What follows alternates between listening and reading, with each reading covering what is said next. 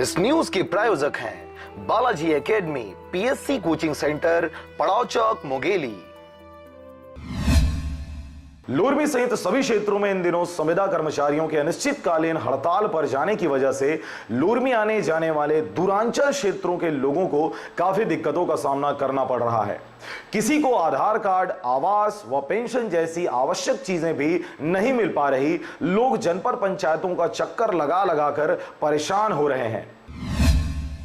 दूर दराज के गांव से आए ग्रामीणों को अपने खेती किसानी को छोड़कर Aadhaar card, PAN card, voter ID, pension, आवास योजनाओं जैसी समस्याओं के निराकरण के लिए इन दिनों जनपद पंचायतों का चक्कर लगा रहे हैं। ज्ञात हो कि संविदा कर्मचारियों के अनिश्चितकालीन हड़ताल पर चले जाने की वजह से ग्रामीणों का काम अटका पड़ा है।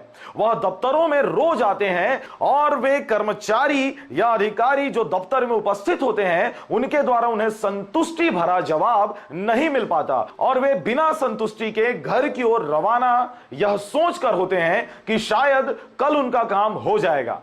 मैं आया हूँ, मैं राशन कार्ड के नाम से बहुत समस्या हूँ, मैं गरीबी भोगा था एकदम से। तो मैं आया हूँ, आए के बाद सभी कर्मचारी लोग हड़ताल में गए हैं। बहरहाल संविदा कर्मचारी अनिश्चितकालीन हड़ताल पर अपनी मांगों को लेकर डटे हुए हैं। उनकी मांगों को सरकार कब तक पूरा करती है और वह पुनः अपने कामकाज पर लगते हुए ग्रामीणों की समस्याओं का निराकरण कब तक कर पाते हैं, यह देखने वाली बात होगी। लोरमी से नरेश जायसवाल के साथ ब्यूरो रिपोर्ट, आरजे रमजाजर।